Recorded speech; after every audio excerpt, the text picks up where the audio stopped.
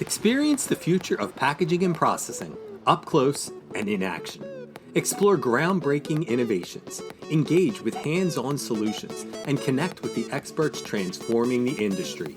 See how these advancements can revolutionize your products, production lines, and business. It all starts here. Don't miss out.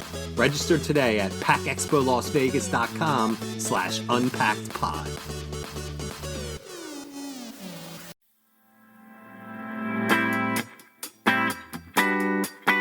You're listening to Unpacked with PMMI, where we share the latest packaging and processing industry insights, research, and innovations to help you advance your business. Hi, and welcome to another episode of Unpacked with PMMI. I'm your host, Sean Riley. PMMI's Director of Custom Research, Rebecca Marquez, joins us today to close the loop on her groundbreaking research project with AMERIPEN. She returns to Unpack to highlight the many ways federal and state legislation will drive sustainability in your state and across the USA. More importantly, she discusses how these laws will impact OEMs and CPGs and what each should be doing now to prepare for inevitable change around extended producer responsibility as an environmental policy approach. Let's have a listen. What do you think the report revealed that will most affect OEMs, which is, our PMMI members, and then will that be the same or kind of differ from the impact it's going to have on CPGs? Well, I think that probably the biggest thing is changing legislation. That's going to impact CPGs and it's going to impact our members because we're going to have to innovate to deal with frequent material changes. I think that's happening now. In this report that we're doing, the best practices that we're doing for Flexible Packaging Association, we also surveyed CPGs about what kind of materials they use and how frequently they change. About a very small percentage, it's only 3%, said that they have had to change materials. They've had to transition materials 6 or more times over the last 12 months. And now that I know what the process is like for a CPG to do this, that's incredible to me. And it's a really small percentage, but honestly, a third have had to do it at least once over the last 12 months. There was a big percentage, it might be, I can't remember, might be about 15% or maybe 10% who have changed 3 to 5 times over the last 12 months. That's a lot. And so what that means for CPGs is there's a lot of change. But it also means that our OEMs, are going to have to innovate in this front and think about ways to ease that for CPGs. I don't know if that's just, designing machinery differently. I don't know if that means just, having change parts available. If you don't need a new piece of equipment, you just need to kind of modify the equipment that you have to make the transition. It's going to impact both groups.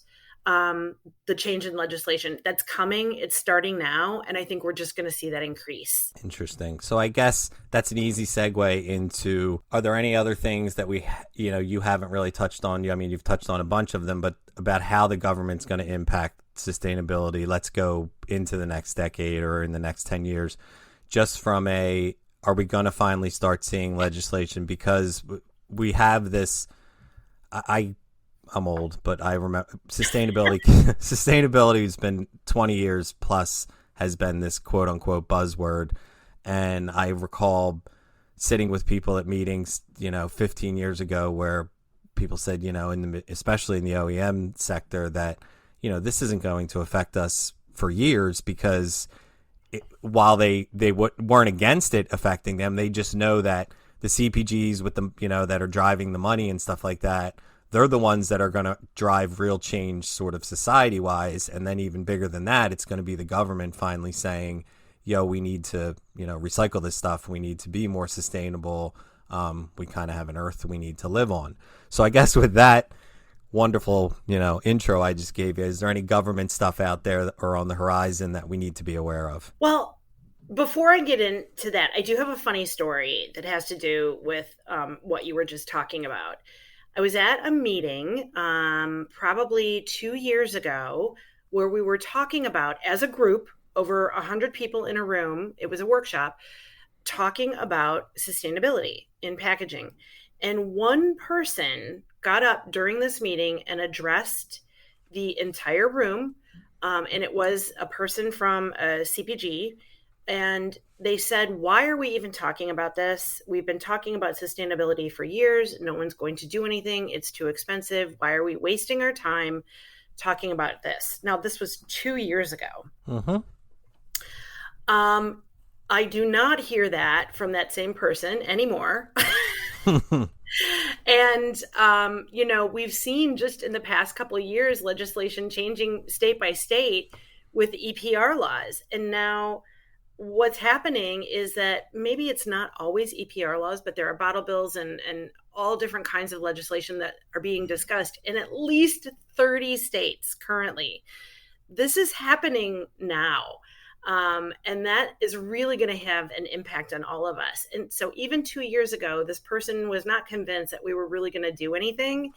And I think just in that small time, we've seen a lot of change, and it's just going to continue to keep coming at us. Now, when we do see these changes, I feel like so far we've seen them at a state level. Is there any push or move that you guys have come across with either the study or just in all of your extra research into this from a federal level?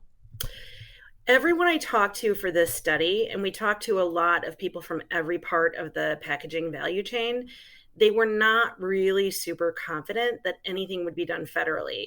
We're hoping that something is done federally, because to have 50 different EPR legislations is going to make it really difficult for our industry.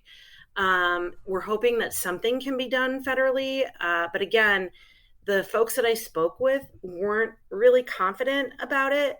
But we definitely are seeing a lot of activity on the state front.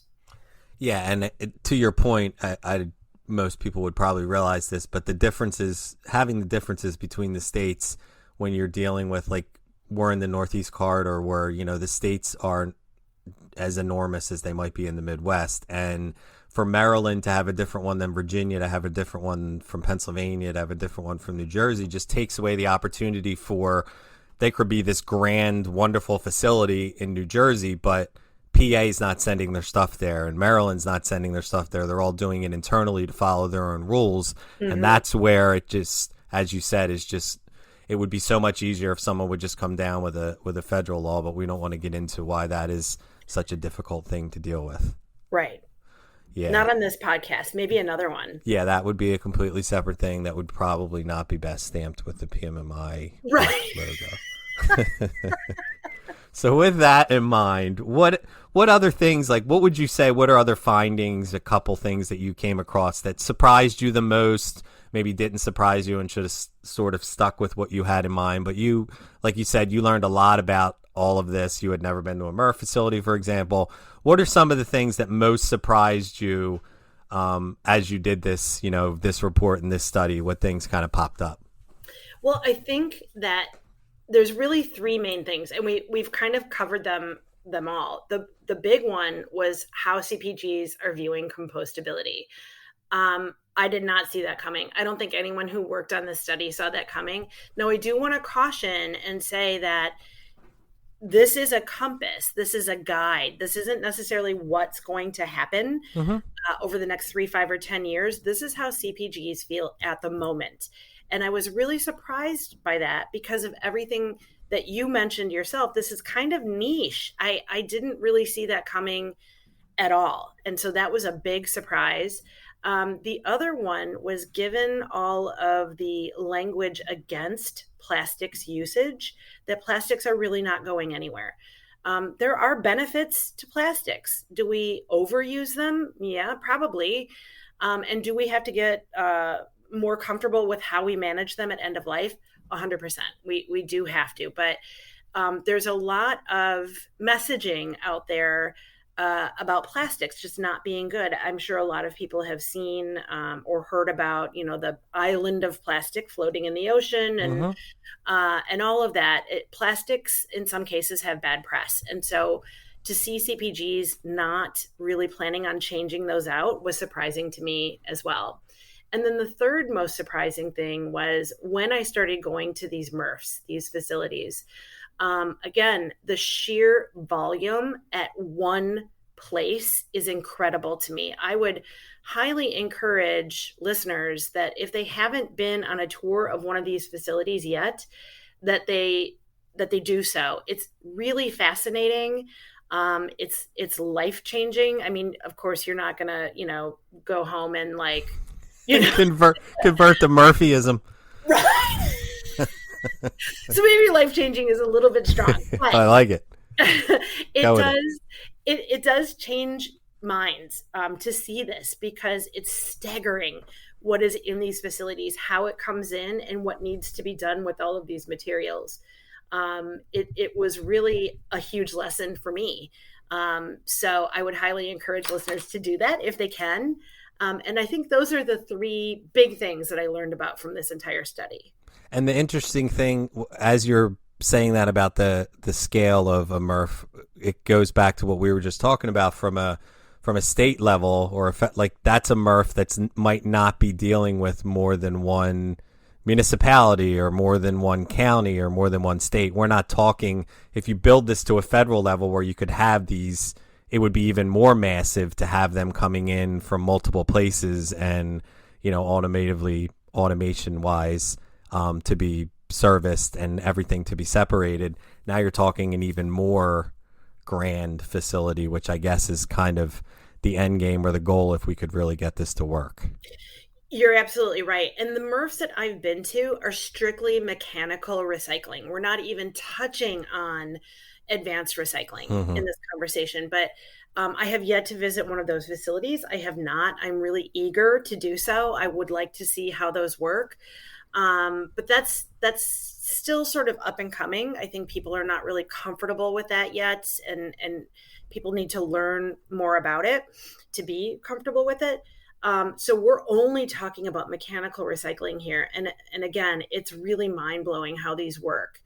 But to do it at a federal level, yes, that's a huge effort. It's a huge initiative. And that's just an enormous increase in our infrastructure to get that passed through and built. And I don't see it happening probably over the next decade. Right. Which is a little bit disappointing because, again, that would be good for jobs and it would be good for increasing sustainability and yada, yada, yada. But again, it would be good for a lot. Yeah. Another podcast that we would have to do in a basement somewhere. But with that being said, I just want to thank you again for taking time out of your day to come on here, and hopefully you'll have another report coming out that we can get you back on here and talk about with soon. Awesome. It was my pleasure. Please rate, review, and subscribe. To do that, go to the iTunes podcast or Spotify app on your phone and search for Unpacked with PMMI.